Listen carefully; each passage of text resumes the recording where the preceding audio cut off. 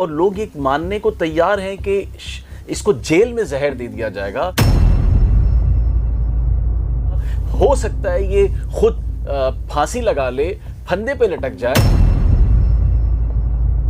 یا ہو سکتا ہے جو لوہے کی راڈ ہے لاک اپ کی اس پہ اپنا سر مارے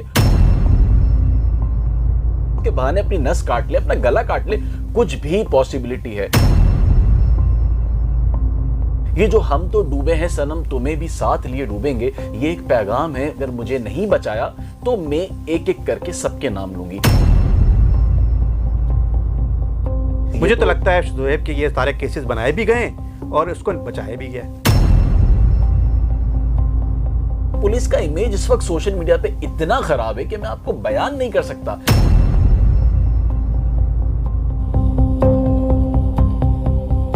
انمول اور پنکی اپنی جیل کے سیل میں مردہ پائی گئی.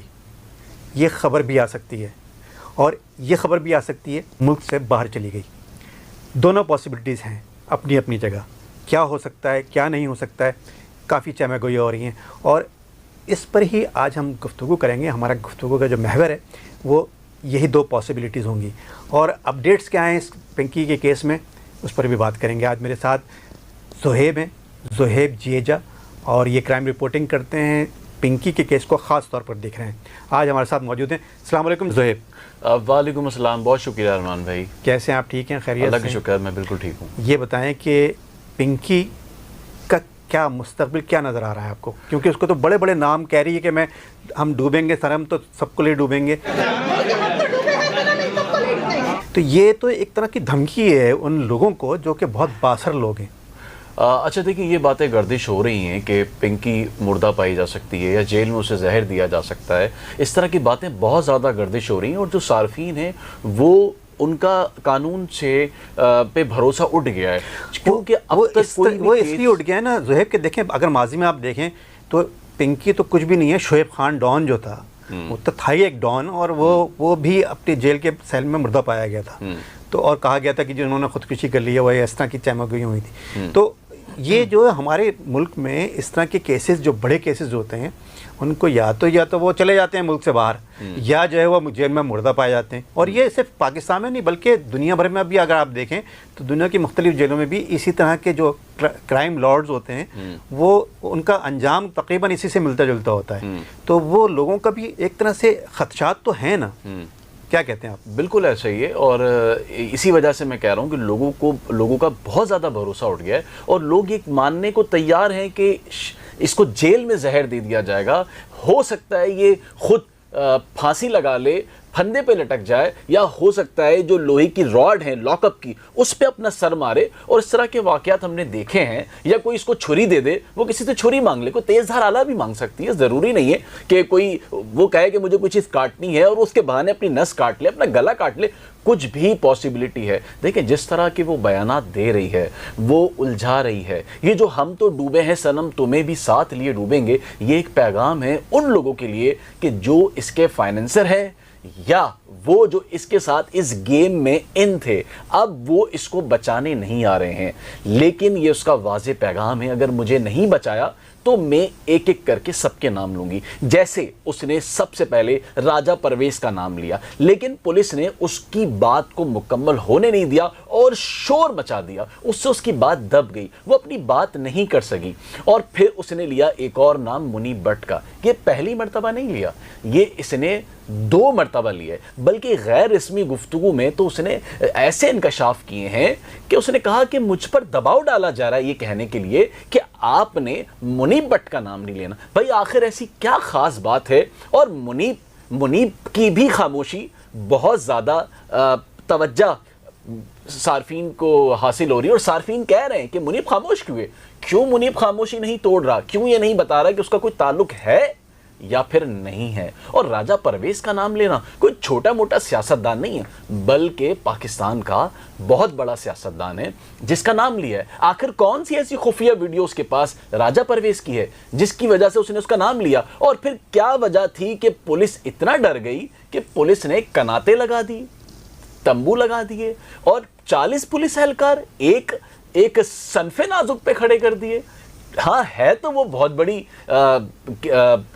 کارٹل ہے بہت بڑی, اور ایک ڈان ہے, اس کا اپنا ایک برانڈ ہے کوئن آف پنکی کے نام سے, اور اس کی شاطر دماغی یہ ہے کہ 2 سال تک تو وہ ریسرچ کرتی رہی. اس نے گوگل اور چیٹ جی پی ٹی سے صرف یہ سیکھا کہ کس طرح سے اس مٹیریل کو مکس کر کے بنایا جائے, اور جب اس نے یہ اپنے پینے والوں کو, جو اپنے کلائنٹس کسٹمر کو بھیجا, تو ان کے دماغ میں درد شروع ہو گیا, اور وہ درد ایسا تھا کہ وہ جا نہیں رہا تھا, شکایتیں آنا شروع ہو گئیں, اور اس شکایتوں کے بعد اس نے پھر چیٹ جی پی ٹی, پھر گوگل, کہیں مقدار غلط, کہیں فارمولا غلط, اور پھر ایک دن وہ برانڈ کوئن آف پنکی کے نام سے تیار ہو گیا. اس کے بعد پھر وہ مال مارکیٹ میں آنا شروع ہو گیا. جب اسے پتا چل گیا کہ اب یہ مال بالکل ٹھیک بن گیا ہے, پھر اس نے اس کا نام رکھ دیا کوئن آف پنکی, اور پھر اس کی ایک ڈبیا بنا دی, اور اس کا ایک برانڈ متعارف ہو گیا. پھر وہ برانڈ صرف کراچی نہیں, یہ غلط ہے, صرف کراچی نہیں بلکہ لاہور, اسلام آباد, بلکہ مجھے تو یہ بھی معلوم ہوا ہے کہ جو لوگ بھورون گھومنے جاتے تھے ان کو بھی 15 منٹ میں یہ دستیاب ہو جاتا تھا. پورے پاکستان میں تقریباً, جی بالکل ایسی, پورے پاکستان میں.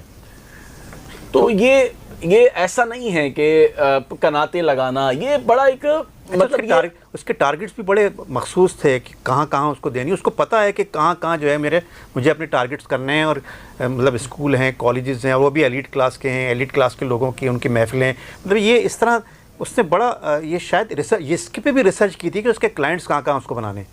دیکھیں, ایک انڈین سیریز ہے جس کا نام ہے ڈبہ کارٹل. اس ڈبہ کارٹل میں خواتین کا ایک گروپ ہوتا ہے جو پورے بھارت میں ڈبوں میں کھانا, جتنے بھی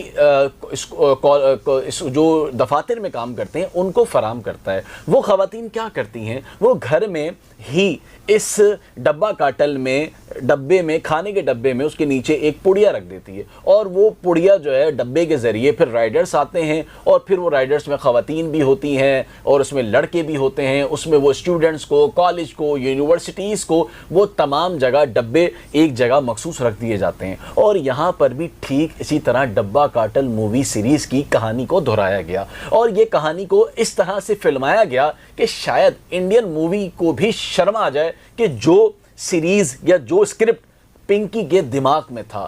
اور پنکی اپنا مال پنجاب کے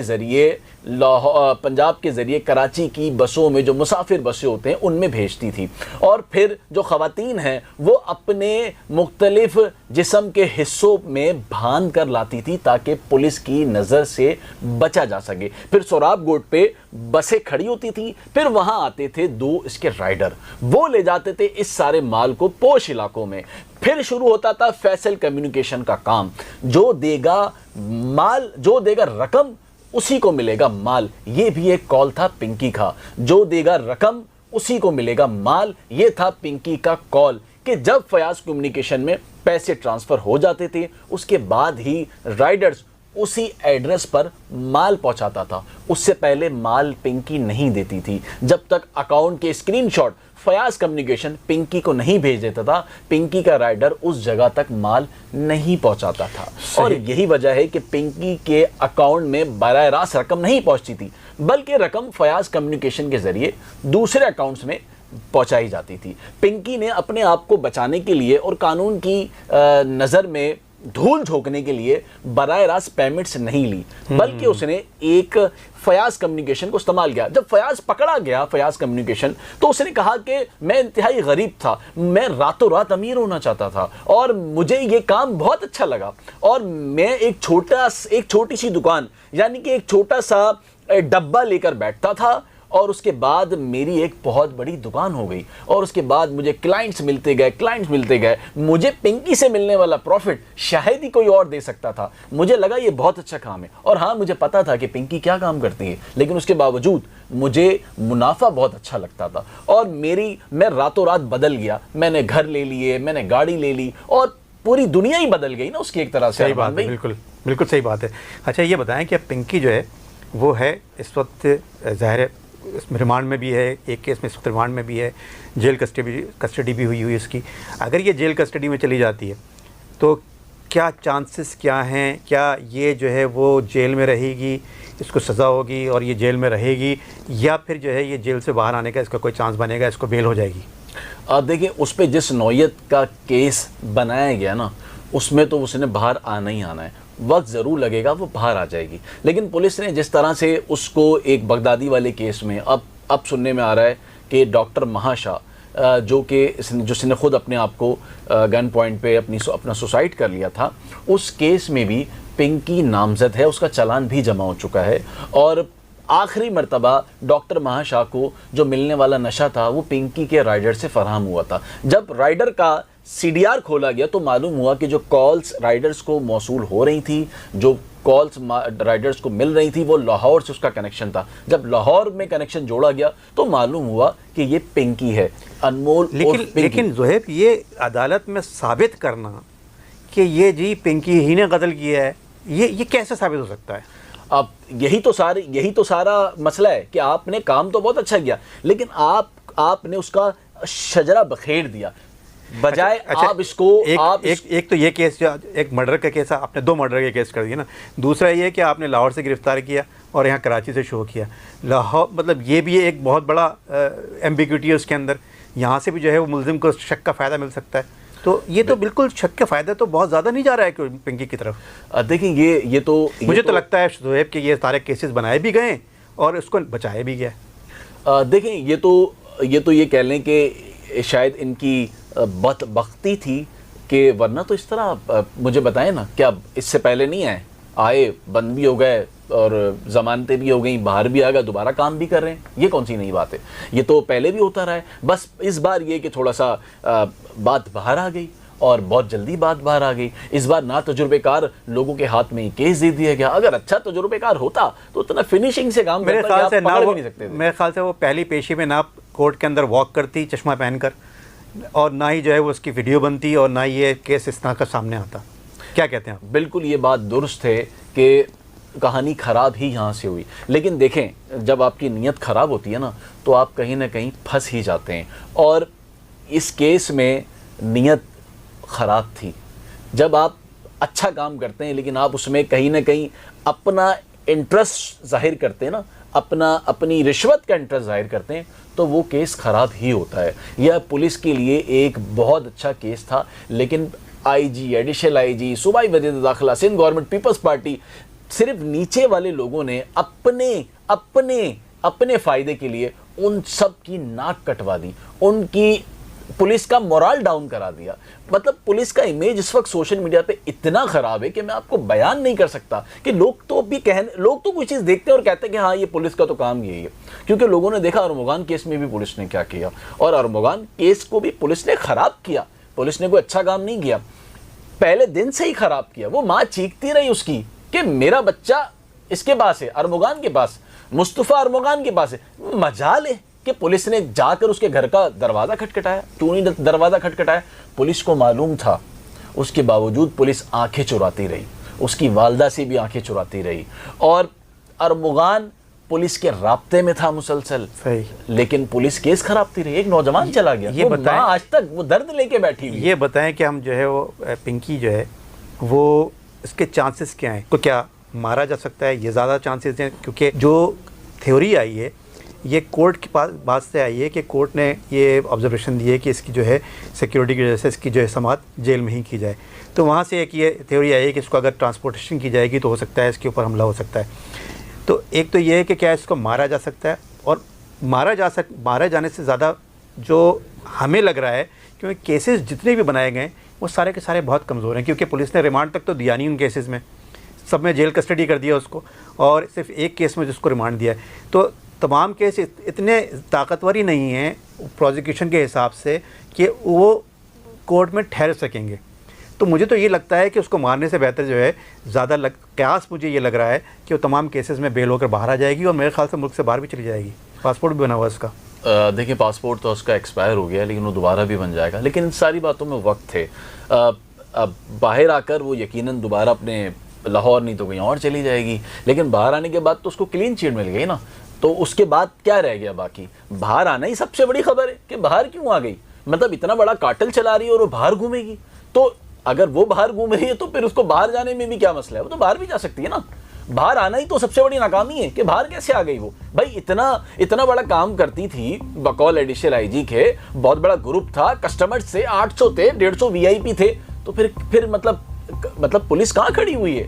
مطلب ناکامی پر ناکامی, ناکامی پر ناکامی. کوئی ایک کیس تو آپ ایسا بنائیں کہ جس کی مثال دی جائے. 150 VVIP کسٹمرز, تو VVIP جو ہوں گے تو پھر اس کے پیچھے کتنی زیادہ جو ہے وہ, مطلب آپ خود سوچیں کہ ہماری جو سوسائٹی ہے اس میں VVIP اور VIP جو ہے وہ کتنا اہم رول پلے کرتے ہیں. آپ کا کیا خیال ہے؟ آپ بتائیے گا, اپنی رائے کا ضرور اظہار کیجیے گا کہ اس کیس میں جو پنکی کا کیس ہے اس میں تقریباً 150 لوگ جو ہیں VVIP ہیں اس کے پیچھے, اس کی بیک پر. آپ کیا کہتے ہیں پنکی کے بارے میں؟ کیا ہوگا پنکی کا مستقبل؟ کمنٹ سیکشن میں ضرور اپنی رائے کا اظہار کیجیے گا. زہیب, آپ کا بہت بہت شکریہ. آپ سب کا بھی بہت بہت شکریہ. ایک نئی ویڈیو کے ساتھ دوبارہ حاضر ہوں گے. شکریہ. خدا حافظ.